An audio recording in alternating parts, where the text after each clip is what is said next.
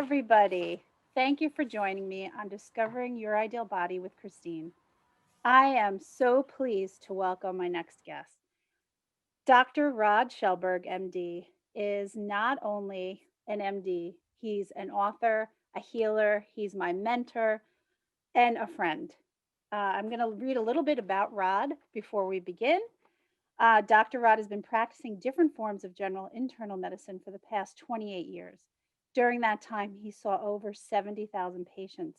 He spent 14 years practicing emergency room medicine and was the medical director for several years at St. Joseph's Hospital in Bangor, Maine, where he lives, by the way. Following this, he became the medical director for 4 nursing homes within the Bangor region, as well as the medical director for Beacon Hospice, where he was responsible for 100 to 150 patients at any given time.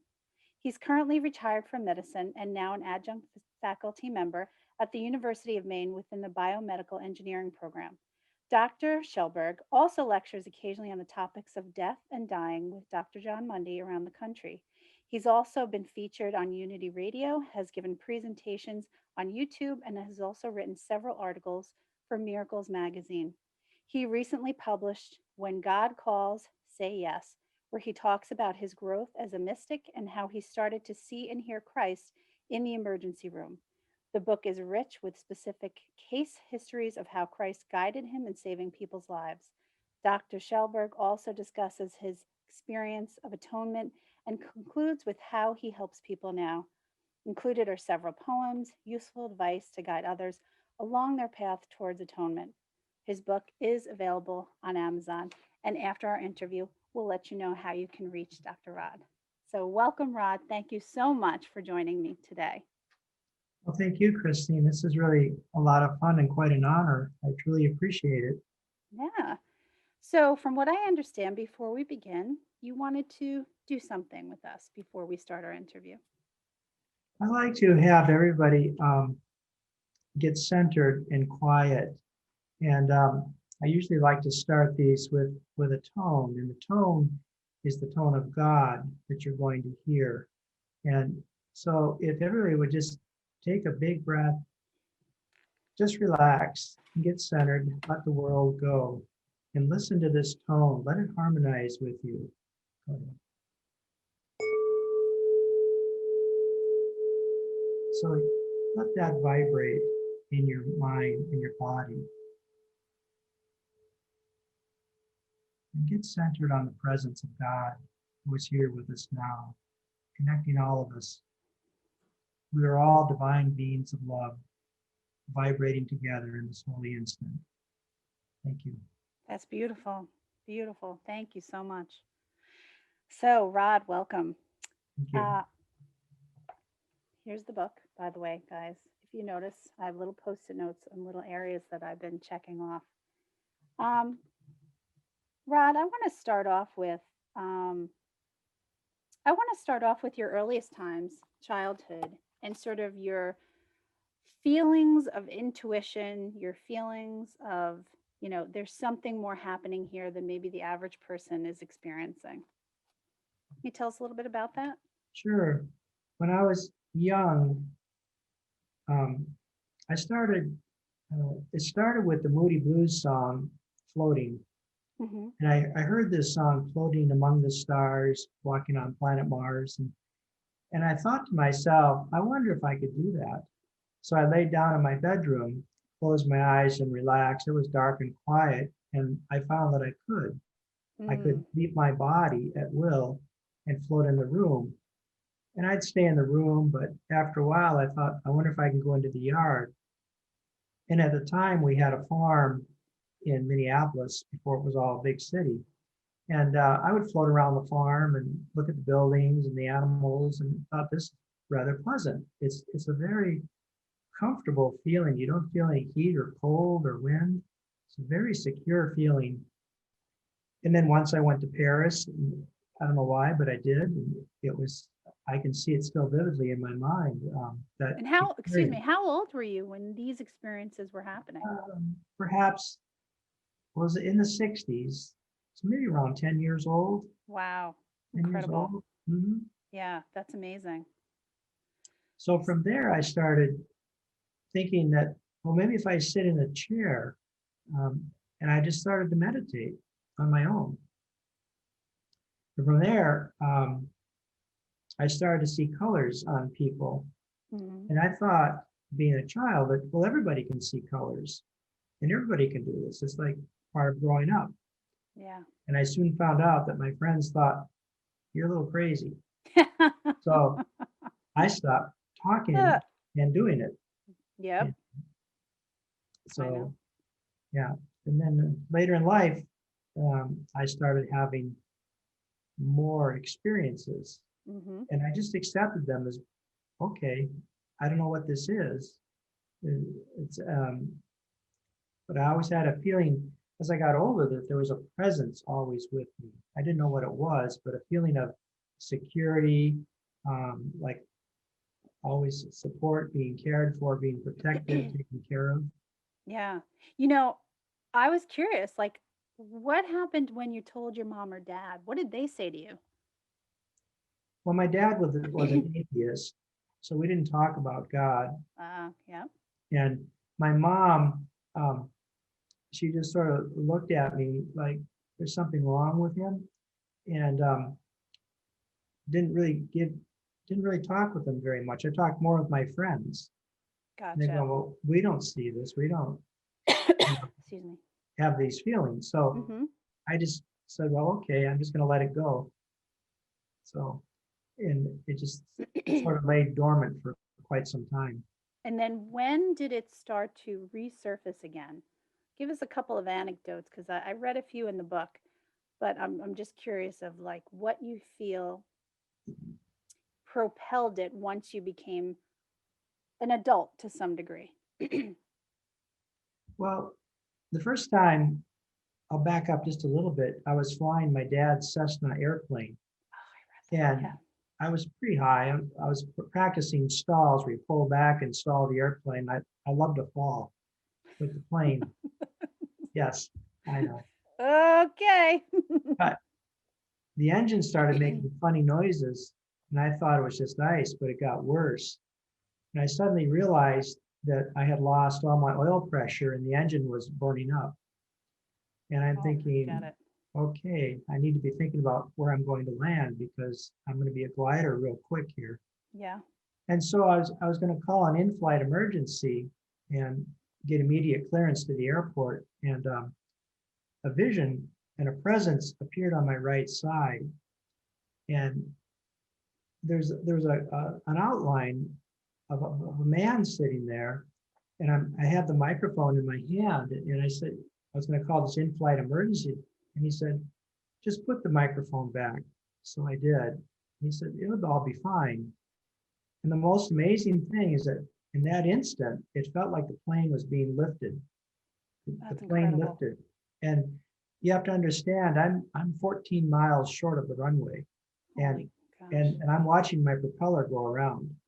So I'm thinking, there's no way that Yeah. this should happen. Well, this Mhm. man stayed with this appearance, stayed with me. And then he smiled and said, isn't it a beautiful day to fly? And I'm like, Wow. yes, except I've got no engine. um, I Yeah. made it back to the airport, landed, and pretty much um, it was a dead stick landing, but I made it and taxied off the runway. And by then, the tower realized I was having a problem, and people came out. We pushed the plane back into the hangar. So, but that feeling, that presence, that was the first time that I really felt and saw something. And I felt very protected. I mean, that is hugely significant. That is a big deal. You're it's saved your life. So Correct. I can't imagine. I mean, if I were a young person in that age group, I would have come out of there and said, "You can't believe what just happened. I saw this. This is what I experienced." Although, again, I guess you're right. You're not quite sure. People think you're crazy if you're saying that. They would say you were just stressed out and hallucinating. Oh, man. No, no, not that one. So that's a pretty big surgeons. That's a, hey, yep, everything you've been feeling, I'm right here on your right side. Yeah. That's incredible. And Christ has always been on my right side. Um, Later, I'm jumping ahead now, and I'm leaving a lot of things out in the interest of time. But when I was in my residency, or even in medical school, I started seeing colors on people's hearts. And the colors I see are red, green, and blue. And I'm going to dive in because the first time I met this man was almost 2 years ago. He was giving a talk at a local church. A mutual friend introduced us. We only had a 5 minute exchange, correct? If that, at best. And I shook his hand, but like this, I'm showing my hand so where somebody else puts their hand there, and then I had both my hands on each side, and we just a little nod and talked. And Rod made a comment. He said, "Oh," he goes, "I see green. You're a healer." And I was just like, "Oh." It was just this incredible moment within 5 minutes of meeting you and us not really knowing each other. So that was pretty cool. Go ahead. Yeah. And so I could tell when I meet people, a lot of times I see colors. And as I started to progress, I never really knew what those were. They were just like an image in my mind overlaid. You know how you get a photograph in that flash and you get the after image in your visual field, you're kind of blinded for a moment and you'll see Yes. the whole picture Yes. and it fades away. So I started seeing body auras on people, and I could tell. Usually, I'll see a clear to a whitish aura, sometimes a light gray, and then Mm. occasionally I started seeing black auras. And Ooh, when I see black auras, then I know someone's going to pass away. interesting. So that was the next phase, what I Mm. started to see. Okay. So fast forward a little bit more in residency, I was trained as an intensive care doctor, internal Oh, medicine doctor for the hospital.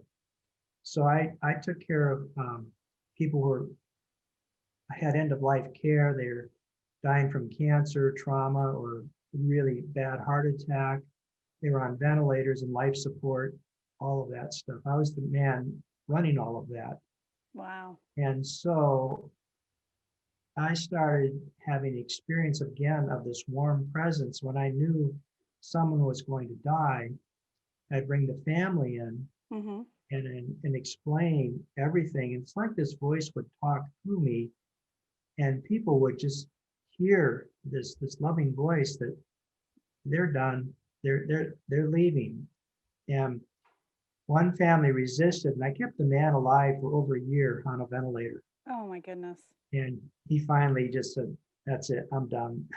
Yeah, I can't do it. But but so I would have to tell people that, okay, it's time to stop, and I'm going to start turning off all the life support. So I Mm-hmm. asked them to leave. Mm-hmm. And now usually the patient is pretty unresponsive at this point. Mm-hmm. And I do a few little quick tests and I can tell that they're gone. Mm-hmm. It's like the driver has left the car, but the engine is running and there's still some gas in the tank, but they've left. Yep, And why should I keep pouring gas in the tank? that You know, makes total because sense. it locks the person in and they can't be totally free until this body is done. Yes, that makes a lot of sense. So then I would clean everything up and stop all these medicines, turn all the alarms off, and then extubate the patient, bring the family back in.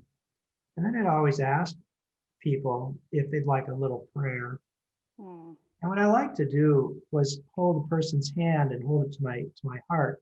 And the only prayer I could think of is Our Father who art in heaven, hallowed be thy name. And I'd do Yeah. that and say that, and you could see that everything had stopped and tremendous peace always came at that time. Mm. Yeah, So that that's was a my habit for 20 some years. that's beautiful. I want to before we lead into more of that, I want to back up a little because that this one chapter, guys, in the book, Crash and Burn. Crash and Burn is probably the chapter that almost anybody and everybody can relate to. And it is when crisis happens in your life when you think you're in the depths of the worst feelings, it can't get any worse. It's all your life is awful, which right now in this time, things are difficult for people. They may be feeling this way, and that's the truth, right? I want you to tell us what happened to you with your crash and burn and what ended up unfolding. Um, that was a very dark night of the soul, as they say. And Yeah. I'd been married for 17 years, had two boys, nice home, nice career, nice car, swimming pool. And I thought, this is great. And my former wife decided to end it all in a very abrupt manner. And within 3 months, it was probably the fastest divorce on record. Hmm. And then she took my two boys away to Virginia. So Wow. I had everything taken from me within a few months' time. So this went on. You go through the legal process, and the judges kept ruling against me Hmm. that for whatever reason. And Mhm. so I finally, I woke up one morning and I just could not take the pain anymore. And you were I, alone, correct? I was Alone alone, in your house. and all my friends were, 2 hours south. My boys were gone. Mhm. My former wife was gone. I mean, I was still loving her deeply, and it felt like a death, but I didn't know why Mm. that she left. So I decided in the Saturday morning, and I decided to end my life. Oh. So I picked up a knife, and Mm. I felt for the apex of my heart, and I said, "Okay, I know exactly where to put that knife." And so I was all set to do that plunge, Yep. and I knew I'd be dead within seconds. Mhm.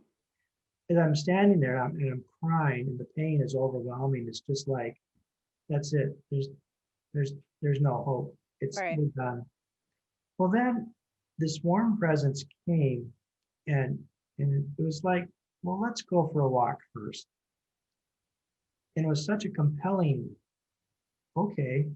It's like my parents talking to me. It was so compelling. So I put the knife down and I walked down quarter mile to the mailbox, came back. I was still crying and Mm. this intense pain. And okay, I went for the walk. Good. We're all set. So I picked up the knife again and I Mhm. said, all right, put it back where I wanted it. And the voice said, let's go for another walk. And this time as I walked, it felt like this arm went around my shoulders with a presence on my right side. And it talked to me in such a soothing voice, saying, everything's going to be okay now. You're going to have your boys. You're going to win. Everything's going to Wow. be fine. They need you. Don't do this. And so Ah. I said, okay. The pain started to lift. And it was a beautiful sunny day. And I'm looking at the skies and the cloud, and it was like just relief, tremendous relief. It's like having an abscess, and I drained that, and all the pressure and pain is immediately gone. But the presence was so loving. Wow. That's beautiful. So that was the turning point for That was me. the turning point. And from there, I don't know, you want me to give it away or you to give it away, but you know, things Well, completely. that's okay. No, I started reading different spiritual works, and because that was a guidance I was given. Mhm. And then I was reading Wayne Dyer's book on spirit, and it talked about A Course in Miracles. And I thought about that, and I said, I wonder if that's that blue book I picked up back, was it the 70s? And I started to read it back then, and I got 3 chapters into it. And I said, who wrote this? This makes no sense Mhm. whatsoever. And then there was no author. And I said, somebody's pulling my leg. I put it down and let it go. But this Mhm. time, I picked that book up and started reading it, and it would not let me go. I Mm. had to read it every single day. I took the lesson, and at the time I was the medical director and running this ER, and it's very insane work. Yeah. But I'd make 4x6 cards and I'd write the lesson of the day, because like, and it says, well, every hour stop and meditate. I'm thinking, I'm in an ER. You do not stop and meditate. Yeah, Going to the bathroom is an issue with the nurses. So I can. I Yeah. just, you can't leave. Hmm. So I would put this in my pocket of my scrubs and I would just touch it frequently. Whatever the message was, I'd pull it out and read it, quietly off in a corner, put it back in. And so I'm constantly reviewing these lessons. And then at night and Sundays and Saturdays, I'd be reading the course. And I kept reading that. And then I branched off and started reading Ken Wapnick's work and John Mundy's and Marianne Williamson. And Yeah. so I'm really All big immersing authors. myself. And I thought, I wonder if I could start meditating again. I wonder if that would help. Oh, because you had given up some meditating, correct? Correct. Mm-hmm. Then I started meditating and getting my mind very quiet. And on Sundays, I would meditate for about 2 hours and it would just be a blink. And so with that, I started to have experiences in the physical world. Mm-hmm. Sorry, real life, guys. It's a dog barking in the background, but that's all right. Taken care of. It's gonna go upstairs now. Go ahead. Yeah. So what I always started to notice is that through the process of reading the course, I'm starting to unlearn the world through the process of meditation. I'm learning to quiet that ego mind. And I'm bringing that information and technique into the emergency room. And I'm starting to become very calm and peaceful in these life-threatening situations. Mm-hmm. And the voice would start to guide me. I started to hear a voice on my right ear, and it would start talking with me about what's wrong with the patient. So the very first time that this happened is a 45-year-old lady came in the ER. She's in an office and she collapsed and was unresponsive and she stopped breathing. So the ambulance crew brings her in. This is all I get. We don't know what's wrong with her. She collapsed and she's not breathing. And she can't tell Okay. you. Right. No. And you get no information. Well, usually we start doing rescue techniques and things like that. And Christ said, push on her right foot. And I said, well, okay. So I pushed on her right foot and I got 3 taps on my hand. And that's an indication of brain poisoning. And I said, she has clonus. And Christ said, yes, she has Tylenol poisoning. Order a stat Tylenol level. So normally I go and order cardiac enzymes, different labs, and I ordered them, but I also ordered an ammonia level and a Tylenol level. And my nurses are like, why are you ordering that? Oh. You know? Yep. We don't order, those are not routine tests, they're specific tests. Mm-hmm. But they both came back critically high within a half an hour. Wow. And so we were able to give her the antidote because you don't have a lot of time. Mm-hmm. And it ended up saving her life. That's incredible. So we talked to her afterwards, and she had hurt herself and had some back pain and was taking a medicine that had Tylenol in it, Mm-hmm. but didn't know that. So she took over-the-counter Tylenol as a supplement to help with the pain. Oh, geez. So she was taking lethal doses of Tylenol for 3 days before her liver went into failure. Oh my And gosh. that caused the poison to build up in her system. So that was my very first, okay, Okay, this now is you got real. my attention. Yeah.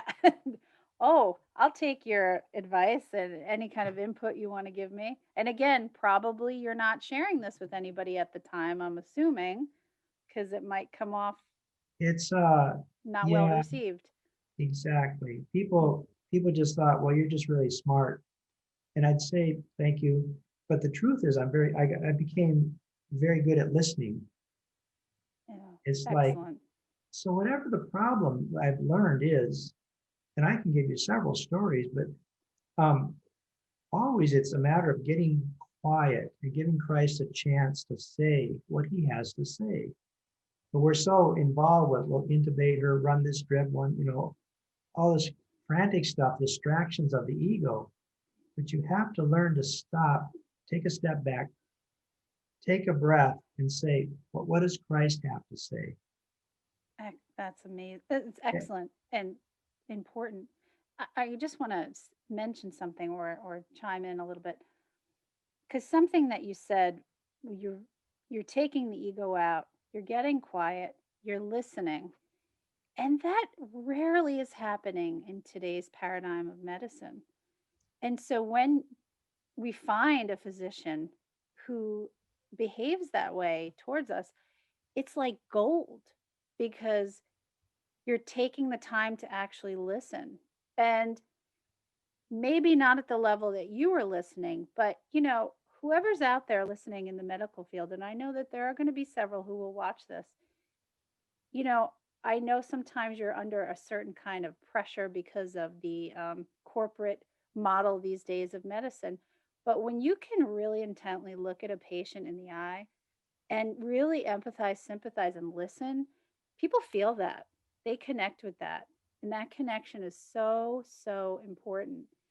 And you will, I think, ultimately somehow intuitively pick up on something. May not be everything, but you'll pick up on a heck of a lot more than if you're not looking at them and all you're doing is staring at your computer, taking in the information. So kudos to you for doing that for at the time that you were doing it for. Um, but continue on because I would love another anecdote if you wouldn't mind sharing. Oh, sure. The uh, this mother brought in, it was the end of my shift. Now I do adult ER. I really don't like pediatrics because these kids are always throwing up and screaming. What's Just the matter? You don't like that? I need tranquilizers when I'm dealing with kids. Okay. So my partner's a pediatrics doctor, Mm-hmm. and at the end of my shift, I get to go home early, and I'm thinking I'm so happy. Well, this mom walks in with a 1.5-year-old infant, and the nurses are all running and panicked, and they're all sitting down. I go, ain't my problem because we got a pediatrician. So Mm, I'm shutting my computer down, and she said, Rod, I'm too busy. I'm way behind. Can you at mm-hmm. least go eyeball this kid? I've ordered a chest x-ray. Okay. Oh, all right. I can at least go and say hi, right? Mm-hmm. So I walk in to the room, and the mom is sitting in the chair. Next to there's the computer and the computer screen, and there's a baby who's in severe respiratory distress. He's doing about 70 breaths a minute, just panting. He's Ah, sweating. He's just wearing diapers. He's straddling mom's left leg, and she's holding him to the chest. And I sat down and looked, and so I hit the computer screen, and the X-ray of the baby came up, and it showed he had bilateral pneumonia. oh my gosh. And so as I looked over to the mother and the baby just leaned forward against the mother and stopped breathing, and the baby died. Oh God, that's terrible. So what I saw now with my spiritual vision, if you will, is I saw the white aura of the baby leave the body. Oh my Now the gosh. mom is sheet white with terror because she knows her child is dying. Oh, And baby went up, and the baby's thought was, shall I leave this world? So in that instant, Christ came, and now I can see his form, and it's always like a bead. It's light pink in color, but you feel this warmth, this presence, this loving, caressing, caring presence. mm. And Christ said, put your hand on the baby's back. So I Oh. put my hand over it. I just touched the baby's back, and Mm-hmm. Christ said, stay, little one. The aura moved back, and the baby started to breathe again. I just rubbed its back. Oh my gosh. And at that point, and we were able to, I called a pediatric code, and we were able to rescue the child and save its life. Oh my gosh. And said, That's well, we got pneumonia. The baby is exhausted. mm-hmm. So we gave him rescue medications. The child did very well. Wow. So that's another story. That's amazing. What a beautiful story. I could cry. I was like crying listening to it. My heart was sinking. It's terrible. It's amazing to see this stuff. Um, Another child, I'll give you one more and then we can move Yeah, on. But that's great. this one is I have so many, but a 15-year-old child was brought in by mom and dad at 6 o'clock. They have to have dinner first, then come into the ER. And my shift ends at 7. So I'm like, great. And they said, Chelberg, you can take this one. Yeah. So this child was running at school, fell down and skinned his knees. Okay. So his mother brings him in and dad, and they said, we just want to make sure there's nothing wrong with our son. Hmm. Son has no complaints other than he's got abrasions. So the nurses are cleaning this and they're all like, why are you here? Right. Yeah. Like, go home. Because Yeah. you got this guy with a stroke, this guy with a heart attack, Yeah. But I walked into the room and I'm talking, and Christ says, this child has metabolic syndrome. The child had a heart attack and he went into a cardiac arrest, which is why he fell. Holy crap. And Wow. so I said, okay, it's not something I expect to hear, but it's very Yeah. clear and very commanding. So I ordered a cardiac enzyme, heart test, blood Mm-hmm. test. Yep. And my nurses rolled their eyes and thought, what are you doing? You don't order heart tests on children. Oh my goodness. So it And came back normally it should be less than 0.01. It came back at 3.57, which indicates a big heart attack. holy gosh. Oh So my then gosh. things changed real fast. We ended Yep. up transferring him to Boston. And in the pediatric department, cardiologists found that he had 95% closure of his left main artery. That's called the widowmaker in medicine. And the child did have a heart attack, and they were able to stent that and saved his life. You see, did I have goosebumps all over? You tell. Oh my gosh. That's incredible. Incredible. So if I would have sent him home, he would have died. Oh, So thank God for by you. learning to be peaceful and quiet and trusting that voice, you're always guided. And it's really a wonderful feeling to feel that support. Mm-hmm. Then you walk in peace. Yep. So then later on in the ER, I'd be running a code or a trauma would come in and I'd be very calm and then everybody would get calm. I let that presence flow through me into everyone. Oh yeah. And the patient looks at me and goes, if he's not worried, I don't have to worry. And That's it. everybody's peaceful and there's always a really nice outcome. And that's it, right? So right there, it's the peace and the calm, which is so important. You would agree, correct? I would. And I have a lot of viewers and followers who may or may not follow Christ. It may be the universe or nature, whatever it is. But if you can get quiet and calm, you will experience a level of peace. So, for the new person coming into something like this, what would you advise them and how would you advise them to start? Um, well, first I'd back up and say, if you don't, a lot of people have issues with the word Christ and Hmm. whatnot, but divine love, Perfect. I like divine love, a divine presence, a I loving love that. presence, a divine spirit. Call it what you will, because we can't define God by human terms. We can't define Christ, true Christ consciousness by human terms. Can't be Yep. done. Yep. So it's just a word. But um, some people attach significance to that. And brotherly love, my brother, my sister, Hmm. whatever, it doesn't matter. I love that. Great. So take that block out of the way Hmm. because it is a block, and Yep. you want to say, I want to hear the will of divine presence. That's really what you're asking. Yeah. You need to think, I have to get my mind quiet. Mm. And it doesn't matter if you have a fight with somebody or you got a financial problem, you've been diagnosed with cancer. It doesn't matter Hmm. because you need to get centered in this divine mind, this divine presence. And the way you do that, I always say, well, take a big breath and blow it out. And what that does is it turns on your vagus nervous system, which calms you down.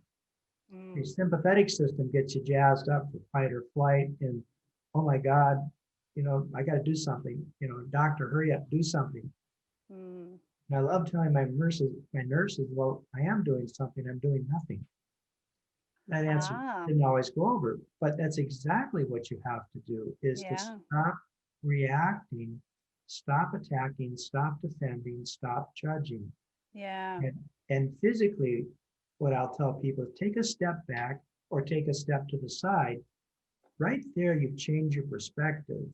So in a trauma situation, I'm standing at one place and there's all this frantic activity, and I physically step about a foot to the left. It hmm, changes my perspective. And I'm looking at interesting. this thing from a different angle. So move a little bit, breathe, slow your breathing down, and get your mind quiet. And then just wait. What is your will? I want to know the will of God. I want to know the will of divine consciousness. Mm. And then just wait. And you're going to get a little inkling, you Yeah, know, do this or do that. The keys are under your seat in your car. The cell phone is upstairs by the washer. So yeah, the simplest things, all the way to I've got a serious medical problem. It yeah, does not matter. That answer is always there. And you go, it can't be that simple, but it is. And hmm, so you gain trust and you gain confidence. hmm, And the more you do that, the faster it comes, the easier it gets. And pretty soon you learn, as A Course in Miracles says, you learn to step back and let him lead the way. mm. And that is a nice feeling. It's a nice way to live because he's going before me and making those crooked roads, as they say in the Bible, straight. Yeah, You don't that's have to wander all over the place that the ego wants you to do. It's just relax. I rest in God. oh, that's Another perfect. quote from the Course in Miracles. And you start to learn to trust and you start to know that everything is fine. You don't have to do anything. Yeah. You I know? mean, and you can, that is your intuition being at peace, trusting your gut. Your intuition is never wrong. And I wrote a blog about this, but think about everybody, if you want to call it your intuition, divine guidance, divine love. Um, when's the last time your intuition was wrong? Don't walk down this street. Take a different way home. And then you hear about a car accident that occurred around the turn. It's always there to guide you. Your intuition is never wrong. Whatever name or word you're putting on it doesn't matter. But if you can give yourself that time to get quiet, and I totally agree. And and especially in the time that we've had now, where we've had a lot of time to self-reflect, a lot of people are working from home or are forced to be home. Um, there's a little bit of an issue with, and I've talked to several people, when you're working from home, there's almost no separation because you always feel like you should be on your computer checking in with emails. But it is more important than ever, would you not say that? Take that time away, take that time to be quiet, step away, sit in a corner, lay on your bed, sit outside, a walk in nature. What are some other ways that you've meditated before, Rod, or gotten quiet? What are things that you've done? Um, I was a long distance runner, Okay. and Yep. I would do 10 miles and not know it. Wow. Um, I like to kayak, and I'll do several miles, sometimes on the ocean, sometimes on a lake. Wow. Yep. Um, I like being in nature, going for walks in the woods because I can feel the trees. Um, so movement helps. Mhm. Listening to beautiful music, um, Mhm. art. There's several ways to experience this presence, and really it's quite simple. It's just a matter of I choose to invite you in right now. One thing I like to do is put my hand on my heart, I love that. just say, "Oh, right there, I can feel that presence." And you say, "I am." That's Yep. all. I am, or Christ is with me, or I walk with God in perfect holiness. I am the light of the world. Little phrases that I pick up from Yeah. Course in Miracles or people who do presentations. I like holding my hand. And people don't always know what you're doing in the grocery store. It's a very nice place to just put your hand on your heart and let Mhm. that love flow out, because it flows out of your heart Yes. and everybody around you. You become a sphere of light, and it Yeah. just flows. And it's a delicious feeling of oh, isn't that nice? When you taught me that, I started to do that in my meditations. Sometimes when I would sit in the morning and start meditation, if I was kind of having a hard time quieting my mind, I would just put my hand right on my heart and try it. Try it, guys. Try it right now if you have to. There's nothing more peaceful than that. That gets you right where you need to start, right there. Mhm. So, thank you, sir. Excuse me. Um, so we're going to fast forward a little because if people want to know more, they're going to purchase your book. But what I want to know is what you're doing now, Rod. What's happening from your headquarters in Bangor, Maine? What are you offering? Um, right now, I'm doing several things. I think because of the COVID, I'm not doing these lectures in like in Boston and things like that. But I've done with John Mundy several Zoom meetings. Mm-hmm. With Jody, we did couple of meetings, one with Mexico, a group in Mexico, and then a couple with some folks in Canada. Yeah. So people that are meeting in different parts of the country invite us to do a presentation. Very And nice. I'll talk for a bit, and Jody will sing what she's inspired to sing. Yes. So I do that. And when we talk about, by the way, when we talk about Jody, Jody is, please explain Jody. She's my wonderful fiance, soon to be wife. That's right, Jody Ebling, Ebling. We can put her information also below so people can access her information. But Jody's they're like a peanut butter and jelly sandwich, these two. They're the perfect combination. So I've met Jody many times. They're Thank you. lovely. Yes. Um, and if someone watching here wants to contact you, what services are you providing now? I have people who call me who are in hospice and they're afraid of dying. Hmm. We didn't talk about death and dying and the unreality of death. What I think that could be for part two. What do you think? You think we should come back again and do a part two? Well, I think if people know and understand that death isn't real, and they realize that life is eternal, and I give you cases where I've watched them transition from this realm into another realm and go, oh, how about that? And I can tell you about some of my past life experiences. This is So, this is a good one. Yeah, guys, we're gonna film another one, and it's gonna be all that because we have between the two of us, mostly him, we have a lot of good information on that. I think that would be really valuable. So we're gonna do that. Um, but continue on. So you're so, working with so, that. so people call me about helping them because they're afraid of dying. I talk with them, I counsel them about that. Mm-hmm. I do some life counseling where people call and say, here's what's going on. And um, and I usually throw a meditation in with that. Mm-hmm. I do spiritual counseling where people are like, I'm stuck. I don't Yep. understand this. Mm-hmm. Here's what's going on. Here's why. Excellent. I help people with physical healing. I mean, one lady had cancer, and talked with her, and it just went away. Another young man had an abscess in his knee, and the doctors couldn't figure out what was wrong with him. Mm-hmm. And it's just like, oh, I know exactly what's wrong with you. And 2 days later, he was home. So, um, so yeah, physical healing, spiritual counseling, general life counseling, hospice. Um, I've had Excellent. some people that the family that you mentioned that lost their son, Yes. and Yep. I was able to connect with the son Yep. and bring that message back to them and Which bring them peace. provided a So lots ton of of peace. different venues. And Yeah. and I also talk about how to build a house plumbing issues. Yeah, guys, what you don't know is 10 minutes before we got on, I said, Rod, can you help me with that? Yeah, he's got it all. And I want to point this out. Rod had two major surgeries in the past few weeks.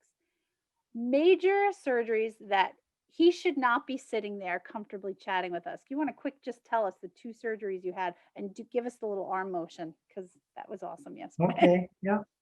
So my long distance running and weightlifting have a toll.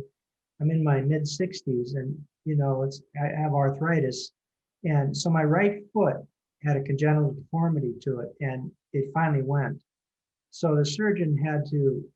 I was asleep, thankfully, and he broke my heel and three of the major bones in my foot, rotated my foot so it was all flat again, and then put in screws and plates. And he told me this is going to take a year to recover, and you're probably going to have a great deal of pain. Yeah.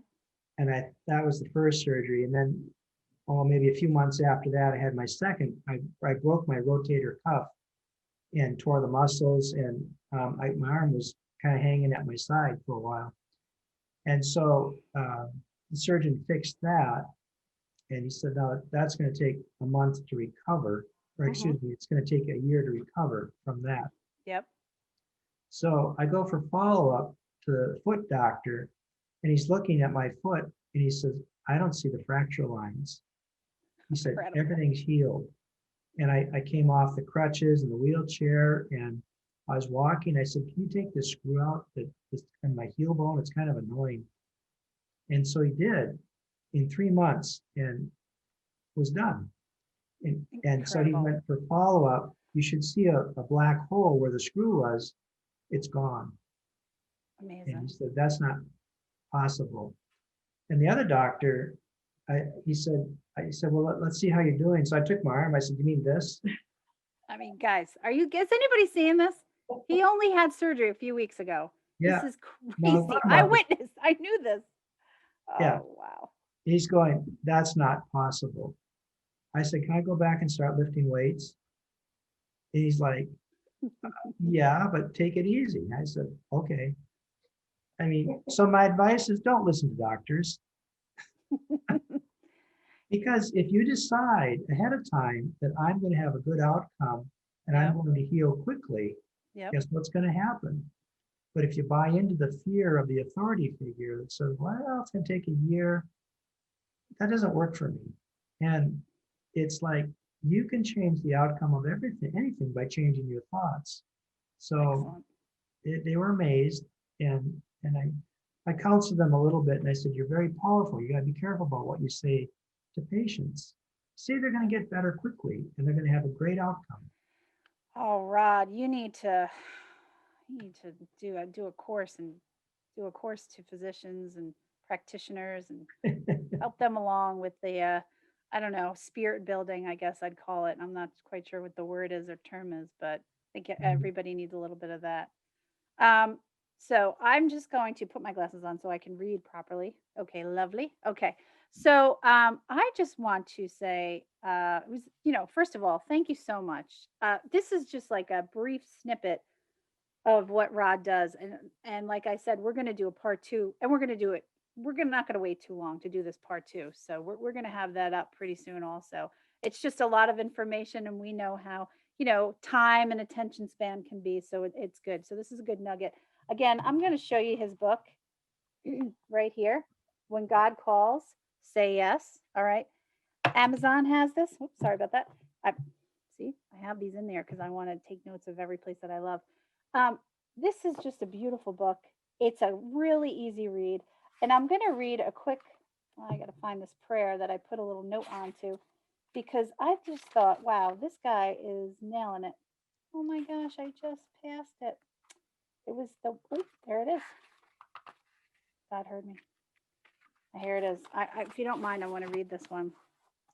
Problems. When I have a problem, I need faith. When I have faith, I trust. When I have trust, love flows. When I have love flowing, I am calm. When I have calm, I am quiet. When I have quiet, I can hear God.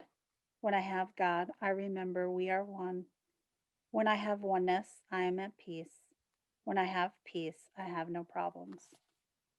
Beautiful. Thank you so much, sir. You're You, welcome. yes, we are going to put all the information of how you can contact Dr. Rod Shelberg. And if you're interested in any of his counseling services, you can inquire with him. He is virtual, whether it be Zoom, over the phone, or another sort of virtual method, FaceTime, whatnot, or however that can work for you guys. You can set it up. In this time, I think you're needed more than ever, my friend. I am so grateful to have met you and to be able to share what you do. And I hope that people will take advantage of your services because I've said this many times, the world needs this man. And do not hesitate to contact him. He is as lovely as you hear right here. That's how he is all the time. Just really fabulous. Is there any Thank you. last thing that you wanted to say or a point, anything you wanted to? It's up to you. Um, I just wish everyone peace and to just remember that you are an extension of divine consciousness. That's your true being. You're not this body, you're not this life. And if you can remember that and get back and centered in that Christ consciousness, that divine consciousness, that love that you experience will flow into your life and it will heal. And the final outcome will be you will be at peace. So I wish peace for everybody. It's the most important word in any language to me. So there you go. That's perfect. Thank you, Rod. Thank Thank you. you, everybody. Please like and subscribe to this, share with your friends. Stay tuned. We will have another episode with Rod as our guest. And stay tuned for any upcoming videos, meditations that I will be having come out. I wish you all a happy new year. May 2021 be wonderful for all of us. And everybody take care, and we'll talk soon. Thank you so Thank much. you.